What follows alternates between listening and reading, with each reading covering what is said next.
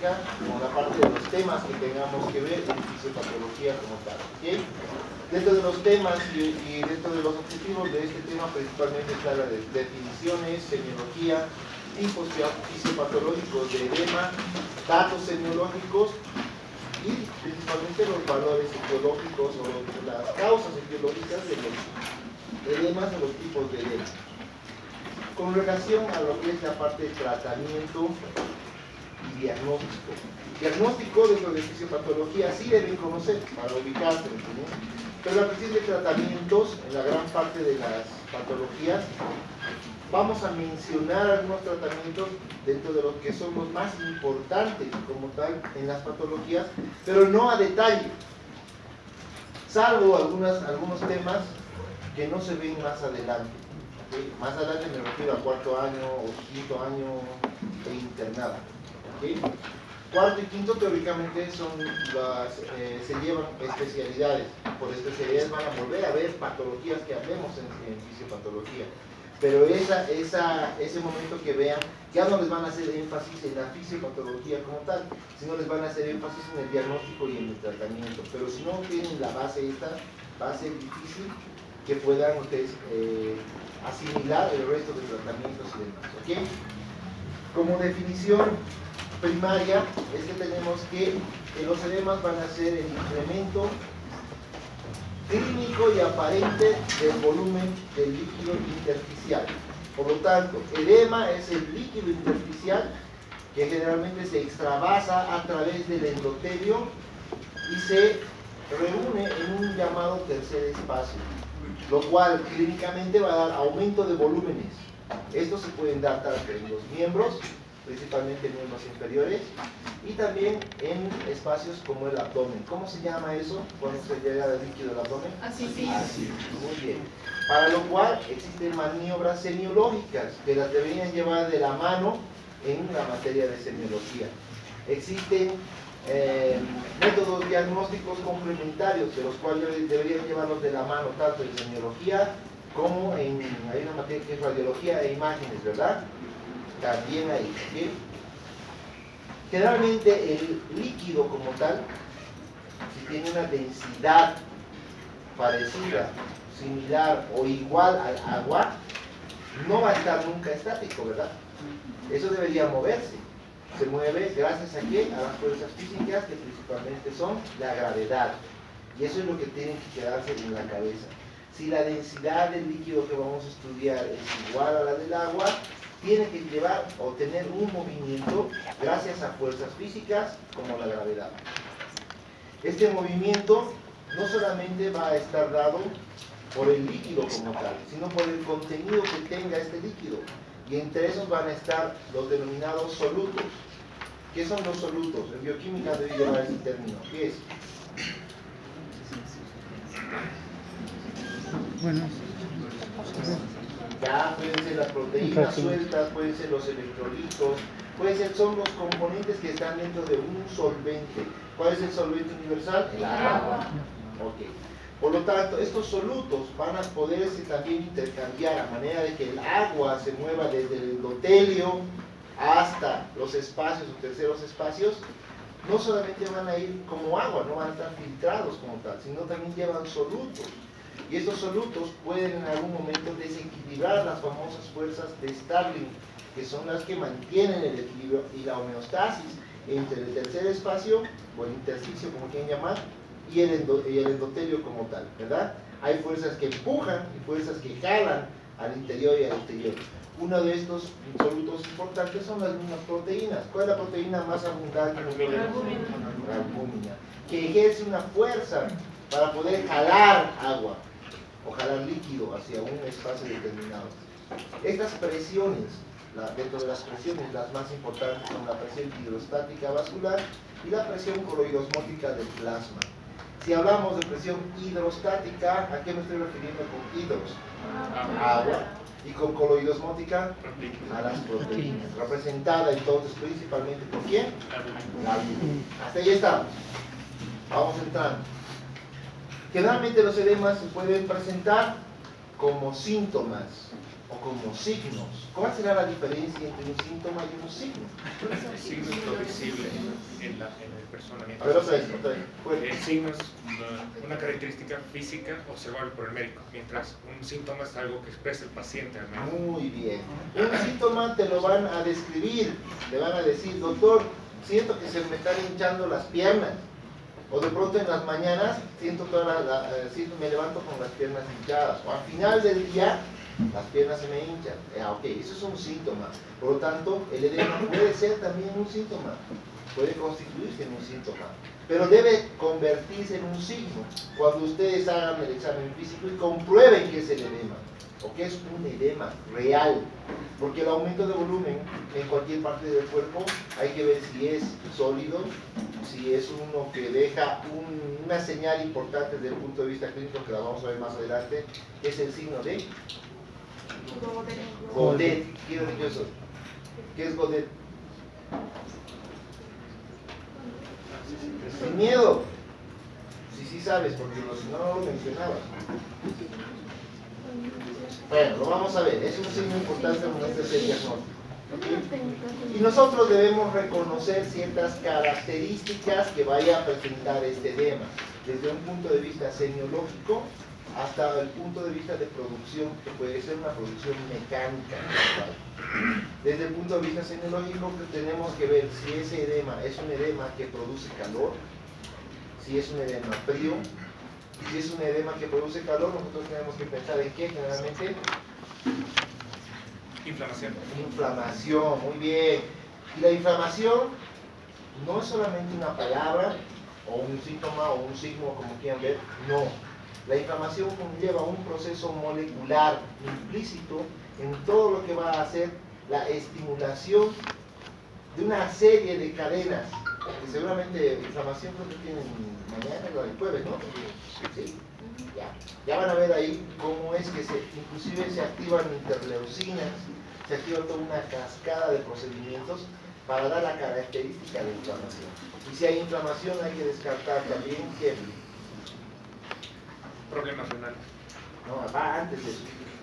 Lo más común, antes de irnos a los problemas como fisiopatología, infecciones. Puede ser, ¿verdad? ¿Por qué? Porque también todo lo que produce inflamación debe ser descartable. Si hay un edema que tiene calor, de pronto no es un edema que sea normal, sino un edema complicado. ¿Complicado con qué? Con una posible infección. O la infección provocar edema en una sola zona, sí, efectivamente. Pero hay patologías que dan inclusive edemas localizados específicos para la patología. Una patología, por ejemplo, renal, podría dar un edema de qué tipo. Pues eso es lo que vamos a ir viendo, ¿verdad? Para tratar de nosotros discriminar el momento de hacer el examen físico y decir, este edema se presenta en tal hora, se presenta a tal hora, y a partir de eso poder nosotros inferir o investigar lo que vayamos a sospechar desde el punto de vista clínico. Por eso el reconocimiento y de todo del edema como tal y de las características del edema nos deben llevar a pensar en cuál es el mecanismo de producción de este edema para poder llegar a diagnosticar ¿qué? Las causas del edema. El edema no se va a curar si es que nosotros no inferimos en la causa. Vamos por un ejemplo, es un edema de origen renal. Si nosotros no trabajamos para recuperar los riñones, efectivamente nunca vamos a poder hacer nada por el edema. Por lo tanto, el edema se va a convertir en un signo que nos va a dar sospecha de qué es lo que está fallando. Y lo que está fallando, la causa que está provocando el edema, es a la que tenemos que nosotros atacar. Y dar un tratamiento, denominado un tratamiento racional hoy en día, ¿no? Entonces, si nosotros hablamos de las fuerzas de Starling, vamos a inferir en que existe una ecuación de Starling. Esta ecuación va a medir desde los coeficientes de filtración y además involucra todo lo que van a ser las presiones. Las presiones oncóticas, tanto en el capilar como en el intersticio, las presiones que van a ser hidrostáticas, tanto en el capilar como en el intersticio. Siempre vamos a hablar de dos espacios importantes cuando hablemos de edema, el intersticio y el capilar. Pero al medio, entre los dos, se encuentra un componente importante que es ¿quién? El endotelio, ¿verdad? Hace poco tiempo se creía que el endotelio simplemente era estaba compuesto por las células que se unen entre ellas y forman un capilar, ¿verdad? Posteriormente hablaron de que debajo de ese endotelio se encontraba un sistema de filtración o un sistema amortiguador, que lo vamos a ver, y se llama glicocálix, que se ha convertido en uno de los últimos puntos de investigación para lo que va a ser ese equilibrio que existe entre las fuerzas de Stalin. Ustedes no es necesario que se acuerden toda la fórmula así. Vamos a llegar a un momento en el que si hacemos ejercicios de entrada y de salida de líquidos, pueden que lleguen a utilizar la fórmula. Pero lo que quiero que se les quede es cómo es el funcionamiento de estas fuerzas de Stalin. Teóricamente, Ernest Stalin en 1896 comenzó a describir cómo es que se podía mover el líquido a través del endotelio para pasar al intersticio, o el líquido se quedaba en los capilares para poder ser transportado a diferentes lugares, ¿verdad? Generalmente se conoce ciertas evoluciones en estas teorías que han ido dándole detalle a la teoría importante, porque si no nosotros hablábamos de cuestiones hidrostáticas parecidas a la del flujo del agua en una tubería, ¿verdad? La tubería es rígida, de hecho tampoco es permeable muchas veces, ¿verdad? Como no es permeable, el líquido o la presión hidrostática puede llegar a ser constante si llevamos de un punto A a un punto B cualquier cantidad de agua. Lo que llevemos va a tener una presión constante, salvo que ustedes abran más el origen del agua o cierren el origen del agua, ¿verdad? Vayan imaginándose una tubería. De pronto pueden llegar, si es que la tubería como tal tiene algo que esté impidiendo el flujo, va a aumentar la presión hacia el lugar donde está entrando el flujo y va a disminuir la presión en el lugar donde está saliendo el flujo. ¿Por qué? Porque hay algo que está interrumpiendo, ¿verdad? Si nosotros aplicamos esas leyes a lo que son los vasos capilares, podrían aplicarse hasta cierto punto, porque cuando hay esa obstrucción en uno de los capilares, efectivamente va a disminuir el flujo en el momento, en el lugar de la salida del líquido, sí, pero no se olviden que los capilares no son rígidos, por lo tanto pierden líquido por sus paredes. ¿Y quiénes se encargan de regular esto?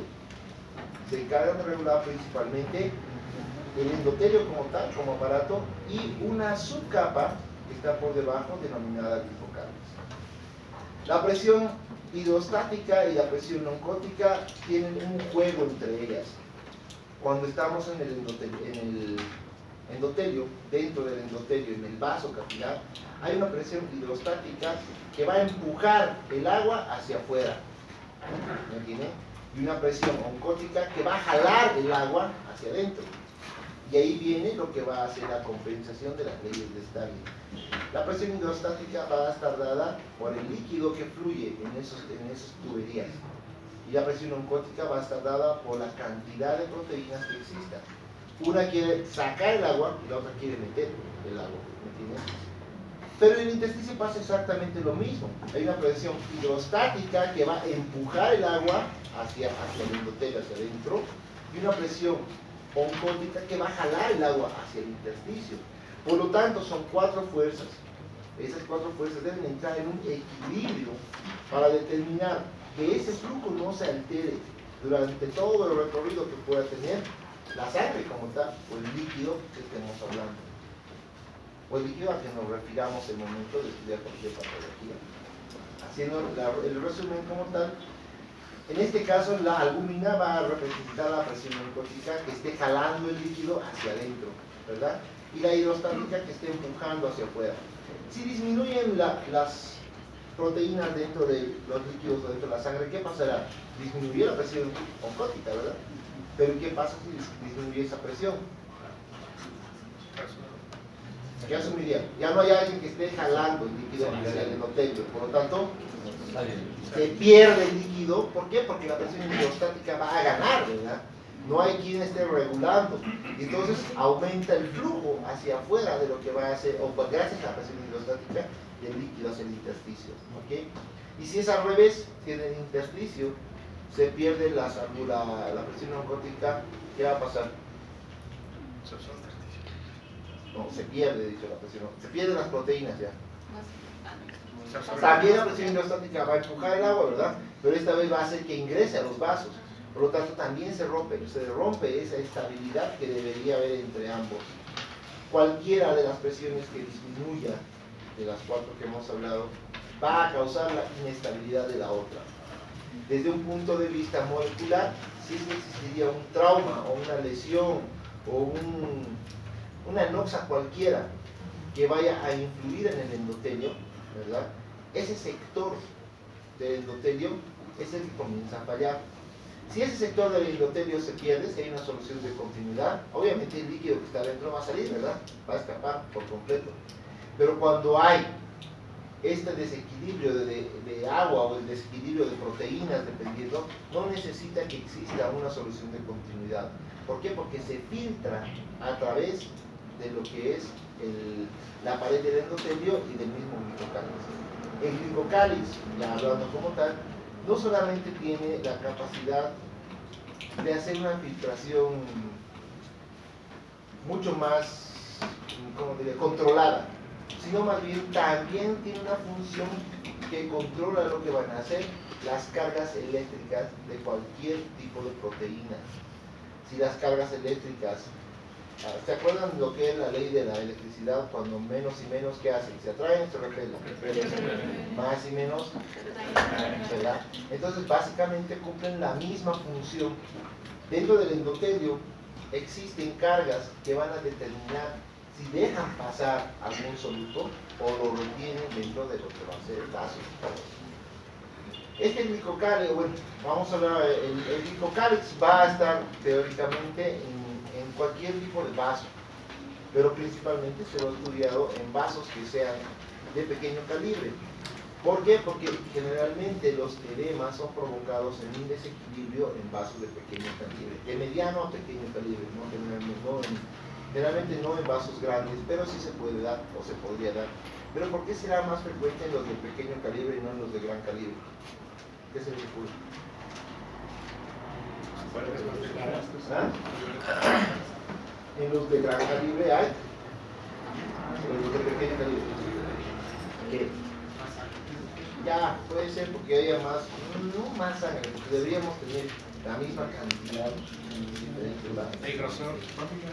El grosor, ¿qué tiene que ver? ¿Qué se llama? En vez de grosor, no es grosor. Calibre o diámetro.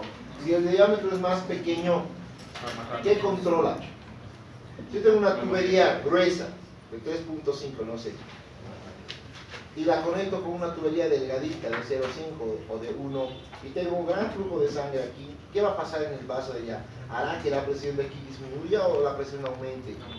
Aumente, ¿verdad? ¿Por qué? Porque mientras más pequeño sea el calibre hay mayor resistencia, y si hay mayor resistencia el resto del líquido que esté por detrás va a aumentar la presión para tratar de que eso comience a fluir. Lo mismo que cuando taponean, ¿verdad? Si taponean la presión va a aumentar, ¿por qué? Porque no puede pasar el líquido como tal. Y entonces si nosotros ponemos un grosor delgadito, mientras más delgado, mayor presión por lo regular. Eso es cuestión de flujos, ¿verdad? ¿Van a cumplir ciertas leyes? Sí cumplen ciertas leyes. ¿Cómo se controla, por ejemplo, la presión arterial en cada cantidad de eso? Es por eso mismo. Esta se llama la precarga y la postcarga. ¿Se acuerdan? ¿Han escuchado sobre eso? La postcarga va a estar determinada por ¿quién? Por la presión. Exactamente. Entonces, esa presión es la que va a controlar y va a decir, ok, la presión arterial está bien, o está controlada, o los flujos están relativamente estables. Hay el intercambio entre arterias y venas, como tengan que ser, pero llega un momento en el que este flujo, no sé, por una enfermedad, se me ocurre aterosclerosis, ese diámetro disminuye, porque las paredes de los vasos van a aumentar de grosor. ¿A partir de qué? De que las placas ateromatosas se comiencen a acomodar dentro de lo que es el endotelio. Entonces el diámetro, que era, por decir, desde 2, ha disminuido a 1. La presión arterial, por lo tanto, va a aumentar. una de las cosas más importantes que debemos ver en las patologías es ver cómo es que se producen las patologías. En este caso, si nosotros pensamos en hipertensión arterial, hay que tratar de buscar todas las posibles causas, desde una causa renal, un hiperaldosteronismo secundario, puede ser también la resistencia vascular a partir de ateromas, aterosclerosis como tal, etcétera, etcétera. Existen medidas de presión que están medidas en milímetros de mercurio, al igual que el resto de las presiones que vayamos a ver, ¿verdad? ¿Cómo toman la presión arterial? ¿Será en centímetros de agua? ¿No? ¿Verdad? ¿En qué? ¿Y antes en qué las tomaban? Hace 1800 y centímetros de agua. ¿Cómo tomaban la presión arterial? No había tensiómetros como los que hay ahora, que agarras con el esfigmomanómetro y mides, ¿verdad? ¿Cómo creen que ha empezado? Retrocedan, estamos en 1825. Todos ustedes han sido escogidos porque son investigadores del área. Con la cita, hasta en blanco y negro los veo. De pronto yo les digo, a uno de ustedes se les ha ocurrido la forma de medir la presión que existe en la sangre como tal. ¿Cómo lo harían?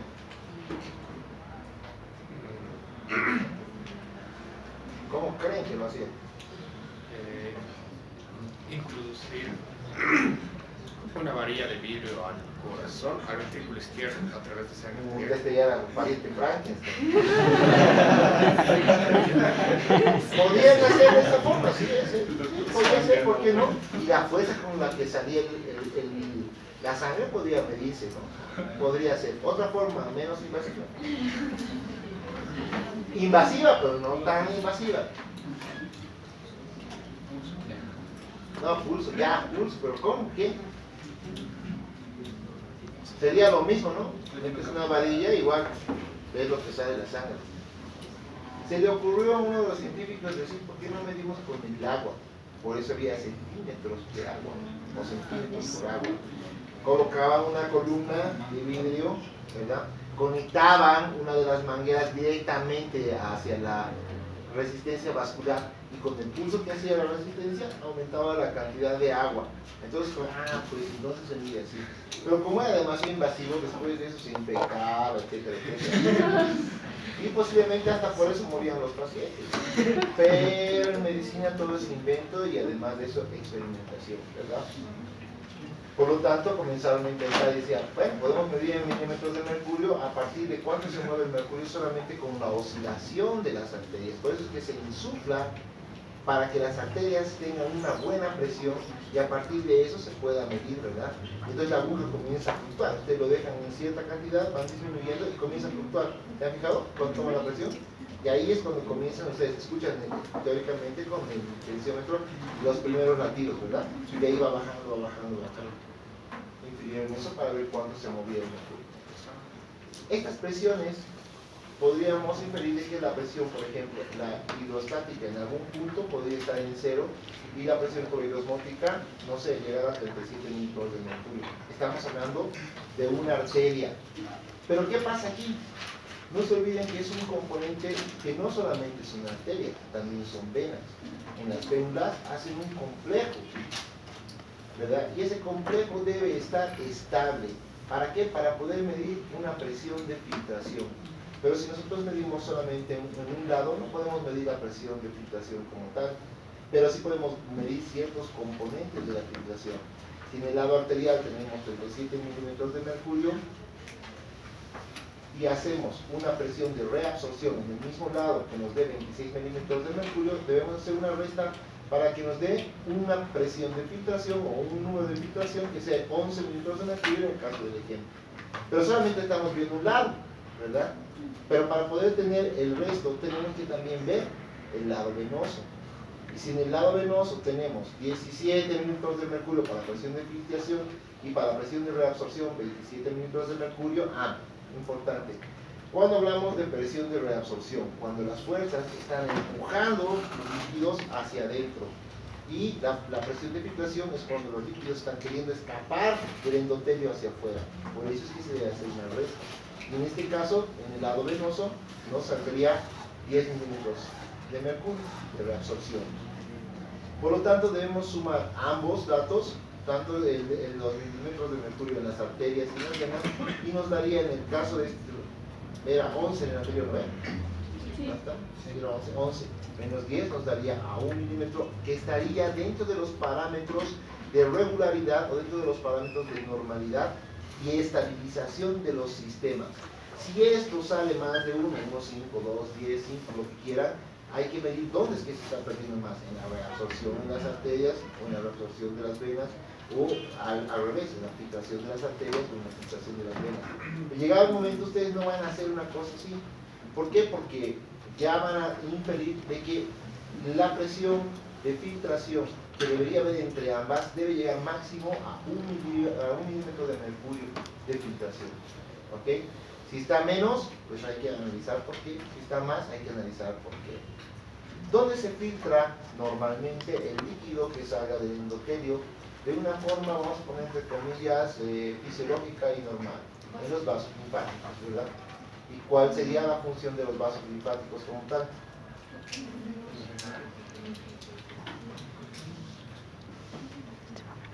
¿Cómo es? ¿Cuál es la función de los linfáticos, de los vasos linfáticos?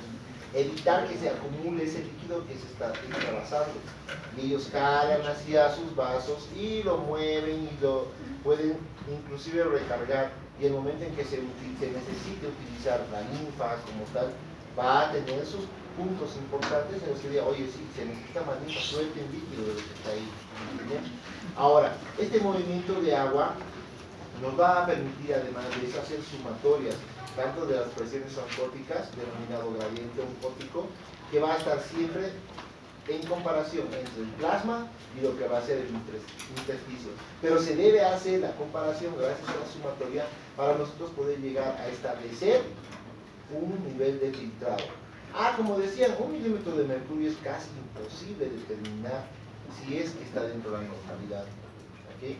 Algunos autores hablan de que mientras esté menos de 4 milímetros de mercurio, ¿sí?, se toma como un límite de normalidad. Cuando pase la filtración de 4 a 4.5, ya se habla de que estamos inminentemente en formación de un edema, en este caso, si es que lo llegamos a medir en el intersticio, ¿verdad? Este gradiente de presión oncótica va a favorecer el ingreso de agua hacia el espacio intravascular siempre.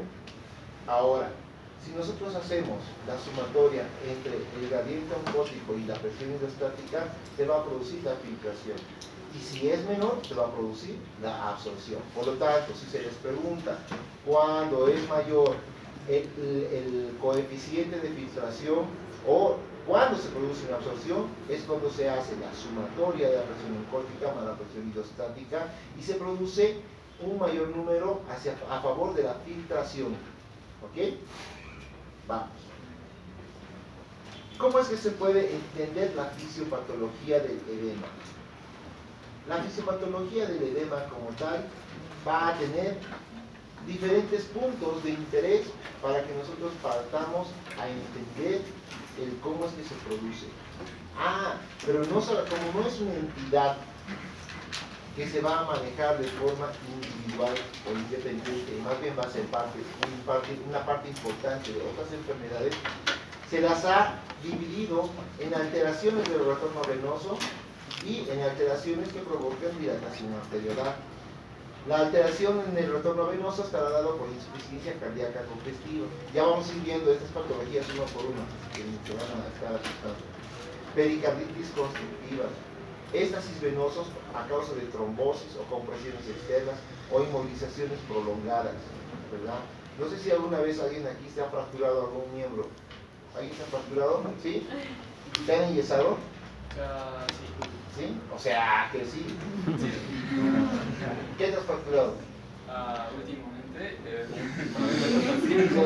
fractura ¿Qué te has fracturado? primero me trataron el pie derecho. No, pues, pero eso es... Entonces, el radio de mi brazo izquierdo. ¿Qué después te condiste, algo así? No, doctor. ¿Es que mis pasatiempos. bochinchero? Sí. Cuando te han enyesado la mano, no se te echan algo grande, ¿no? Porque me quitan tal vez, no sé. Pero cuando te han enyesado la mano y has estado en una posición bastante tiempo, ¿no lo has visto que ha habido una edematización de los dedos, por ejemplo? Sí, O se te hinchaban de una forma que decías, oye, pero ¿y cómo está pasando esto? sí, lo que se han perdido mis nudillos. ¿Tanto así? Sí, ¿Ok? Y de pronto, ¿qué te decían? Tienen que tener una posición más cómoda. Te hacíamos levantar el brazo, ¿verdad? sí. Te quedabas ahí un buen tiempo, como para que... ¿Por qué hacían que levante el brazo en relación a un edema por fractura? ¿Por qué? Porque el líquido se mueve a favor de las fuerzas físicas. Por lo tanto, si se eleva así, el líquido tiene que disminuir, bajar, ¿verdad? ¿Y qué pasaba con ese líquido? ¿Cómo es que retornaba al plasma? ¿Retornaba o no retornaba? ¿Qué creen que pasaba? Porque estaba en el intersticio, se veía edema. Sistema linfático. ¿Qué pasaba? Si en este sector, en el sector del antebrazo y el brazo había un edema, cuando lo levantaba, ¿por qué no se edematizaba el brazo como tal? Al aumentar la presión hidrostática, la presión hidrostática está igual regida por la velocidad. Al aumentar la velocidad en los vasos del retorno, aumenta la presión hidrostática y devuelve parte del líquido extravasado al interior. Podría ser. Pero no se olviden que también los edemas van a estar determinados por sectores. Si este sector es el sector que está comprometido, ¿por qué? Por la compresión, por el lugar en el que están apoyos y demás. El resto de los sectores no están comprometidos. Por lo tanto, las presiones deberían ser normadas a partir de un extremo en el cual las fuerzas de Stalin estén equilibradas. La velocidad sí tiene que ver, porque el edema no va a bajar en 2 minutos que pongas tu brazo ahí, sino va a ir bajando de a poquito, ¿verdad? Porque ese líquido que se está moviendo está siendo absorbido nuevamente hacia el plasma para poder ser filtrado normalmente. Y entonces el lugar en el que está equilibrado las fuerzas de Stalin deberían recuperarse, ¿verdad? O deberían recuperar el edema que está en otra de las regiones afectadas. Vamos a poner un ejemplo más. Por ejemplo, edemas en miembros inferiores. ¿Tendrá horarios esos edemas? A levantar. A levantarse, tal vez no. Al terminar el día, Al terminar el día, ¿por qué? porque estamos parados y pues ese líquido se prepara hasta los pies. Efectivamente, durante el día la mayor parte de las personas hacen su actividad en bipedestación, ¿verdad? Todos caminamos y demás. Y hay personas que no tienen un buen flujo o en algún momento se han desestabilizado las fuerzas de Stalin por alguna patología, como una insuficiencia cardíaca, por ejemplo. Que la insuficiencia cardíaca, dependiendo del grado, puedes tener una actividad normal dentro de lo que va a ser la actividad física. Pero ¿qué pasa? El edema se va a producir. ¿Por qué? Por la bipedestación, etcétera, etcétera. Y llega un momento en la noche terminas con los miembros inferiores con un volumen mucho más grande o más alto de lo que te has levantado en la mañana. Te duermes y al día siguiente ya no tienes edemas. Desaparecen en la mañana. Pero como te hacías trabajar, vuelven a aparecer en la noche. Esas son las compensaciones que van a hacer las fuerzas de Stalin gracias a lo que va a hacer la misma posición y las fuerzas físicas como la gravedad. Hay edemas que se denominan edemas gravitacionales y demás. Y la ascitis, por ejemplo. La ascitis en casos importantes de alteración de